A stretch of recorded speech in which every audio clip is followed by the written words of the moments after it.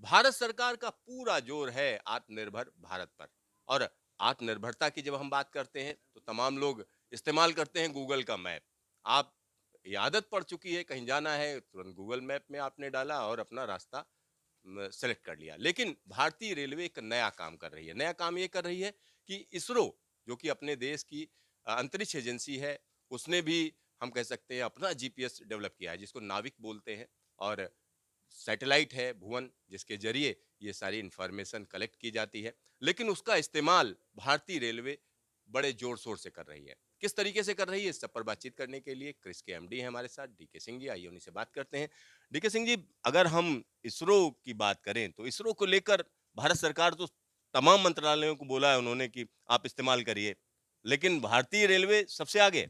जी, आपको शायद सबों को पता है कि हमारे यशस्वी प्रधानमंत्री नरेंद्र मोदी जी के लिए भारतीय रेलवे कितने उनके दिल के करीब है। तो उन्होंने ये कहा कि भारतीय रेल में जो भी सुधार करने हैं, उसके लिए जो भी सरकार के और डिपार्टमेंट का सहयोग चाहिए, वो भारतीय रेलवे को मिलेगा और उसी प्रधानमंत्री के निर्देशानुसार इसरो के साथ हमने हाथ मिलाया और ये इसलिए मिलाया कि आज के पहले किसी ट्रेन के बारे में आपको पता चलना है इन्फॉर्मेशन तो स्टेशन टू स्टेशन मिलती थी और बीच में ट्रेन के साथ क्या हो रहा है पता नहीं चलता था। तो हमने जो है इसरो से बैंडविड्थ लिया है और उनके जो है नाविक और जो उनका भुवन सेटेलाइट है उससे हमने अपने सिस्टम को इंटीग्रेट किया जिसमें हर ट्रेन के जो लोको होता है उसके अंदर एक हमारी आरटीआईएस डिवाइस होती है जिसके अंदर एक सिम लगा होता है। उस सिम से उसकी जो ट्रेन की जो रियल पोजीशन है वो कम्युनिकेट होती है सेटेलाइट को और वहाँ से फिर फीडबैक मिलता है और इससे लगभग real time almost every 3 second में अपडेट होता है कि वो ट्रेन कहाँ चल रही है। अब इसका महत्व क्या है समझिए कि एक तो पैसेंजर को पता चल जाता है कि ट्रेन कहाँ पे चल रही है। दूसरे कभी कोई आपातकालीन स्थिति में कोई दुर्घटना हो, कोई लैंडस्लाइड हो गई, बाढ़ आ जाए, कहीं भूस्खलन हो जाए, तो उस समय ट्रेन के यात्रियों को यदि कोई मदद देनी है, तो उससे उसका एग्ज़ैक्ट लोकेशन मालूम हो सकता है, जिससे कि डिज़ास्टर मैनेजमेंट का काम हो सके। इसके अलावा आपको मालूम होगा कि भारतीय रेलवे को लाइफ़लाइन ऑफ द नेशन कहा जाता है। एक तो हमारा पहलू है कि हम पैसेंजर्स को ले जाते हैं और माल भाड़े को ले जाते हैं, लेकिन हमारे सामरिक दृष्टि से भारतीय रेलवे का कितना बड़ा महत्व है कि जो हमारे जितने भी बॉर्डर एरियाज़ में जहाँ पे भी कोई सप्लाई आर्मी या मिलिट्री की होती है, चाहे वो एम्यूनेशन हो, खाद्य हो, रसद हो या ट्रूप का मूवमेंट हो, ये सब बहुत ही क्रिटिकल और बहुत ही मतलब संवेदनशील चीज़ें हैं।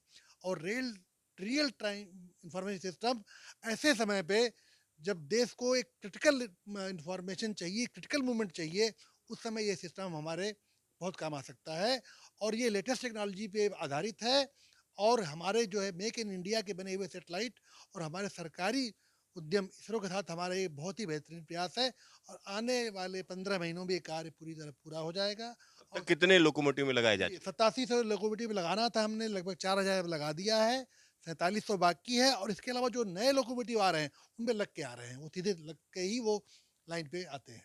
सर, इससे जुड़ा हुआ एक और सवाल है। जब हम सैटेलाइट की बात करते हैं, खासतौर पर real time train information system, कई लोगों ने इसका इस्तेमाल किया होगा। और ये एक ऐप है जिसके ज़रिए, ये भारतीय रेलवे का ऐप है जिसके ज़रिए ट्रेन की एक्यूरेट लोकेशन पता चलती है। सर, इससे जुड़ा हुआ सवाल है कि अगर हम सैटेलाइट की बात करें, तो अब दुनिया में तमाम तरह के सैटेलाइट हैं, जो ज़मीन के अंदर कितना पानी है, कितनी ऊँचाई है, कहाँ-कहाँ, ये सारी टेक्नोलॉजी आ रही है। तो क्या इसरो का जो डेटा है या इसरो जो इन्फॉर्मेशन, उसमें एक तो हम जानना चाह रहे हैं प्रिसिजन कितना है, और दूसरी चीज़ है क्या उसका इस्तेमाल, एआई का इस्तेमाल करके आप ट्रेन के रूट का, तमाम और चीज़ों में क्या इस्तेमाल करने की कोई योजना है? जी, जी। ये जो है, जो भी हमको इन्फॉर्मेशन मिलती है रियल टाइम इन्फॉर्मेशन सिस्टम है या और हमारे जितने भी एप्लीकेशन हैं, जिससे हमको जो भी इन्फॉर्मेशन मिलती है, जिसे हम डेटा कहते हैं, उस डेटा को हम अपने कंप्यूटर के थ्रू उसको क्रंच कर के based upon past data we can make prediction for the future things. That future requirement can be in terms of number of trains required, number of coaches required, number of lines to be augmented, number of line capacity to increase. तो planning से लेकर के day to day decision making, जिसे कहते हैं decision support system, वो रोजमर्रा का डिसीजन हो सकता है, डे टू डे ऑपरेशन का, या प्लानिंग कि आगे हमको इंफ्रास्ट्रक्चर में या रोलिंग स्टॉक में या एसेट में कहाँ कहाँ कितनी वृद्धि करनी है, उसका एक साइंटिफिक और प्लान्ड वे में किस तरीके से हम उसका एक निर्णय ले पाएँ, उसी में एआई और मशीन लर्निंग की बहुत बड़ी भूमिका है।